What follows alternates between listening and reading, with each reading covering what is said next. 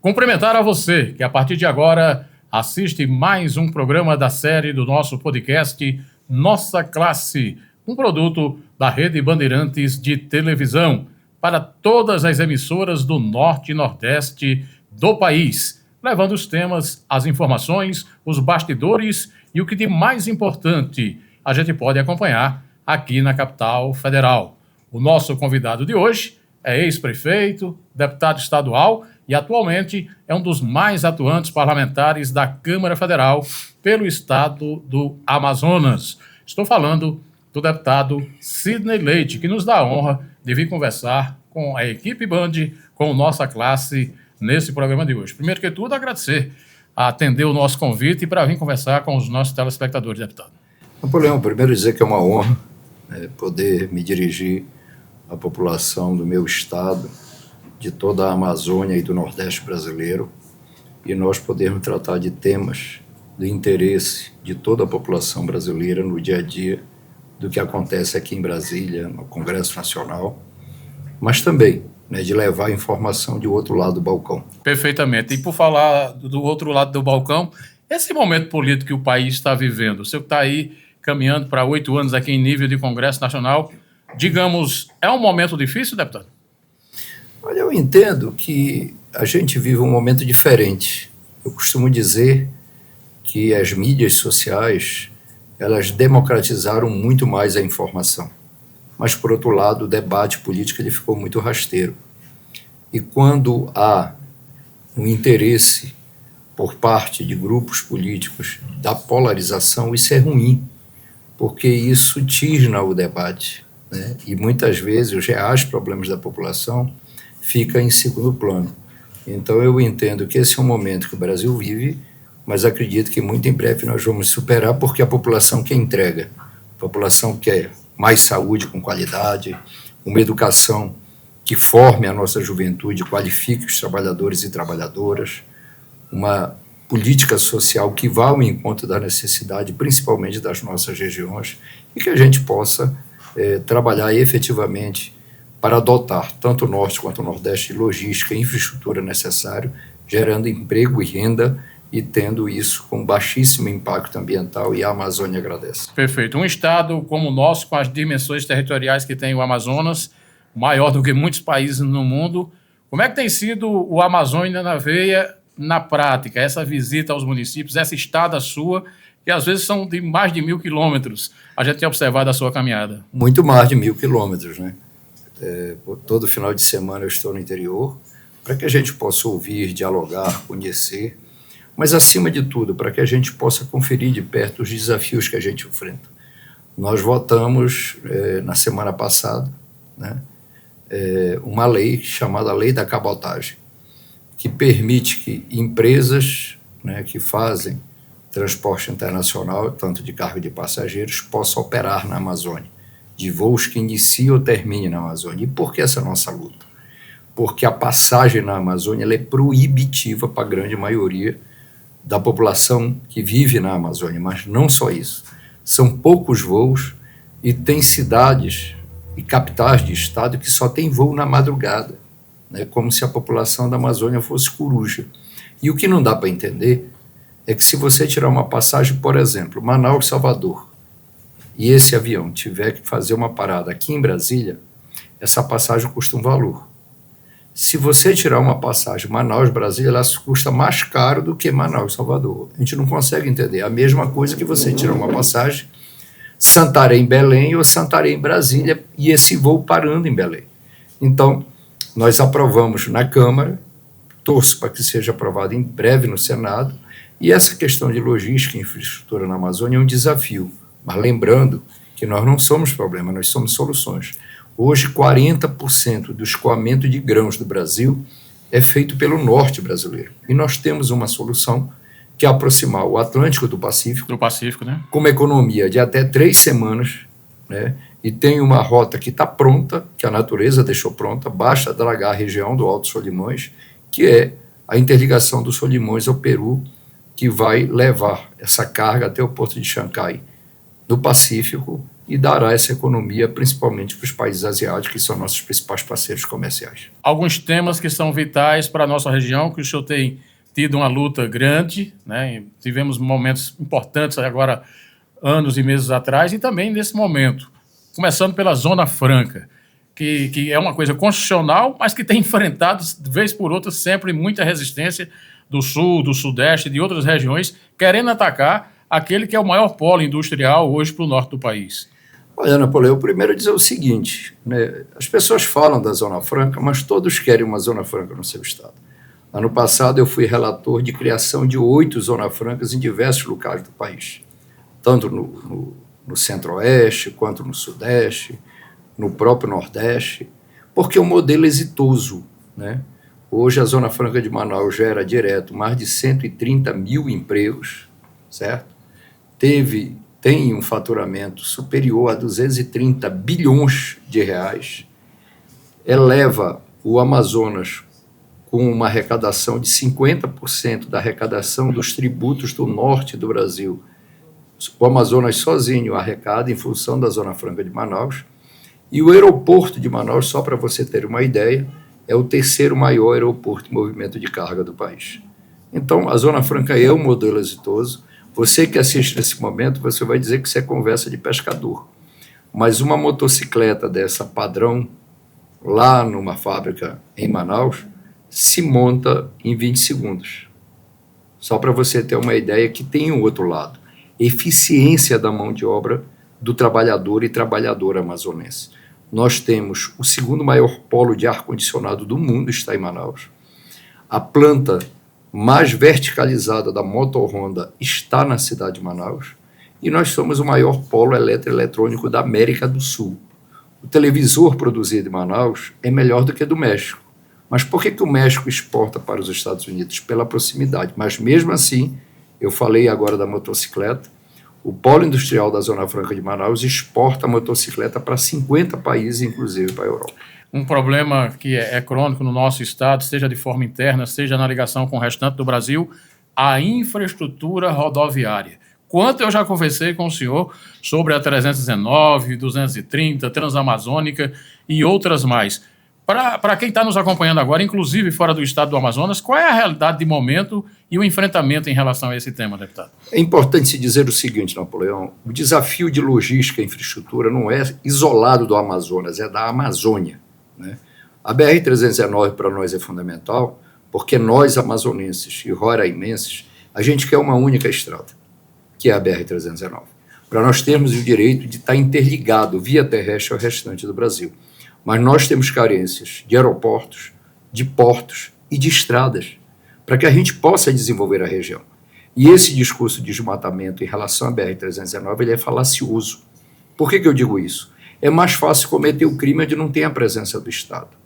E com a BR-319, com tudo que nós discutimos no Congresso Nacional, inclusive para emissão da licença prévia ambiental, vai permitir uma maior presença do Estado, seja da Polícia Rodoviária Federal, da Polícia Federal, dos órgãos de controle ambiental, e vai melhorar a qualidade de vida. Não há incompatibilidade com desenvolvimento econômico e desenvolvimento ambiental sustentável, numa atividade de baixo impacto ambiental, olhando a questão social.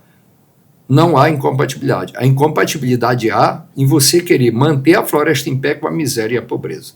É por isso que o narcotráfico e narco-guerrilheiros têm avançado na Amazônia como um todo. Então, isso é um discurso falacioso. E essa BR, que vai interligar a cidade de Manaus, a cidade de Porto Velho, ela tirará o Amazonas do isolamento, Roraima do isolamento, mas vai interligar toda a Amazônia Ocidental.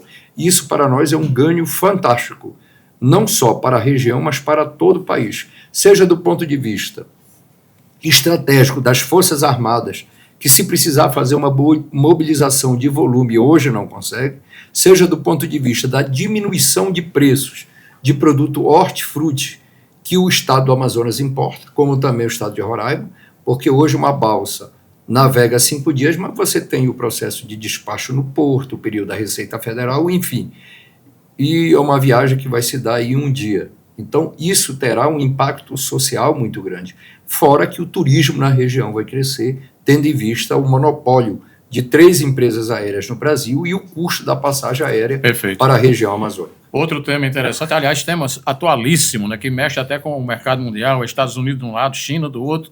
E eu me lembro, quando eu era criança, meu pai falava, o Amazonas é uma terra rara. Hoje a gente tem um termo, terras raras, terras críticas. Como é que está essa questão? Como é que está o início desse debate em relação a toda aquela reserva que a gente tem lá na região? Eu quero dizer que já está sendo explorado. Inclusive, hoje eu almocei com o prefeito de Apuí, o Marquinho, lá no município de Apuí, já está sendo explorada a terra rara. O Amazonas e a Amazônia é uma região muito rica em minério, né? Agora, eu entendo que nós, no parlamento, e o governo brasileiro precisa conduzir isso com sabedoria, né, porque a gente tem que parar de produzir só matéria-prima. A gente tem que avançar em investimento na ciência, na pesquisa, para que a gente possa ter produção de bem final e ter ganho tecnológico. Você falou a China. A revolução da China foi uma revolução tecnológica, né, diferente da Coreia, que fez a revolução na educação. Então, nós precisamos avançar tanto na questão da educação, como também na questão da tecnologia. E a Amazônia, com certeza, agradece, porque todo mundo enche a boca para quem está fora da Amazônia para falar da Amazônia, todo mundo é doutor da Amazônia, mas quem ama, cuida. 80% da pesquisa no Brasil é financiada pelo poder público, e a menor parte fica para pesquisar justamente a Amazônia. E a gente também não pode, de certa forma, politizar, levar esse debate para uma veia política de direita, que quer os Estados Unidos, de esquerda, que quer a China. A gente tem que ser Brasil, tem que defender o nosso país, né, deputado? Esse país é o Brasil, nós não vivemos na China nem nos Estados Unidos. Eles têm o estilo de democracia americana, né? E a China, né, é uma ditadura comunista, mas mais capitalista do que muitos países de mercado aberto, inclusive mais do que nós. E Trump, às vezes, toma determinadas decisões monocráticas que é mais comunista do que a China, né? Exatamente. Então, eu entendo que é o seguinte, eu defendo a soberania brasileira, a soberania nossa, da população brasileira, dos investidores, dos trabalhadores, enfim, do nosso país. É isso que nós precisamos defender. Agora, para isso, eu volto a defender. Nós precisamos avançar na educação. Agora mesmo, recentemente, a Câmara se debruçou e eu fiz parte do novo Plano Nacional de Educação. O Senado aprovou, o presidente da República sancionou, mas nós precisamos cumprir as metas da educação. E, por um outro lado, eu defendo que a gente precisa fazer investimento na tecnologia. Veja o que a Santa Embrapa fez com esse país. Nós mais do que quadruplicamos a nossa produtividade e ganho de produção no Brasil. No mesmo período, os Estados Unidos só dobrou a sua produção. Nós quadruplicamos. Isso foi através do quê? Da pesquisa, da ciência, da tecnologia. E nós temos mão de obras e temos pesquisadores qualificados. Precisa o investimento necessário para que a gente possa reverter isso. Você falou da questão mineral. Veja um exemplo. O Brasil importa gás. Nós poderíamos estar importando menos insumos para o agronegócio, produzindo aqui, a partir do nitrogênio, a partir de outros minérios que nós temos. No Amazonas nós temos o potássio e o fósforo, podendo produzir o NPK, atendendo principalmente o centro-oeste brasileiro, mas nós precisamos investir em pesquisa e de destravar a legislação. Por quê? Porque muitas vezes, e eu estou deputado federal, e não se assuste que eu vou dizer, o Congresso Nacional ele não vota para os interesses da população, ele vota pelos interesses de quem está no andar de cima, certo? Até hoje a gente não consegue votar a tributação das BETs e das fintechs, que são bancos com outros nomes, certo? Se fosse para votar tributo para o trabalhador, eu não tenho dúvida nenhuma que votaria rapidinho. Para votar o aumento da faixa do limite do imposto de renda, que o projeto que estava na Câmara, foi necessário o Senado se movimentar para poder a Câmara votar. Então, nem sempre o Congresso Nacional vota a pauta dos interesses da grande maioria do povo brasileiro. Essa é uma realidade, é um tema interessante que o senhor tem tocado, que a gente que acompanha o Congresso há 25 anos tem vivido exatamente isso. O senhor falou em Plano Nacional da Educação e, acompanhando como a gente acompanha o seu mandato, Comissão de Educação, CCJ, Comissão de Desenvolvimento Econômico, Comissão de Fiscalização e Controle, essas 4, por exemplo, têm sido um marco muito importante no seu mandato, nessa atuação na Câmara Federal. Com certeza, porque a Comissão de Constituição e Justiça é a comissão mais importante da Câmara. Mas a Comissão de Finanças e Tributação, geralmente todos os projetos passam por lá, né? E o verdadeiro debate, né, e eu lamento muito que a gente continue votando regime de urgência, projetos que não são debatidos, não são discutidos, e vai para a pauta, muitas vezes sendo aprovado, né, e que, infelizmente, muitos colegas não sabem nem o que estão votando, lamentavelmente. Então, esse rito ele é fundamental, né? Nós votamos, em poucos dias, a disponibilidade do projeto que vai tratar a questão da PEC do fim da escala 6x1. Foi criada uma comissão especial, mas eu ainda continuo defendendo que ele cumpra o trâmite normal das comissões. Afinal, as comissões têm que cumprir o seu papel do debate, né? Se for necessário, do aprofundamento, ouvir a sociedade civil organizada. É para isso que existe o parlamento, né? A Câmara está completando 200 anos, na verdade, é a casa do povo, né? O Senado representa os estados brasileiros, representa o conjunto da federação.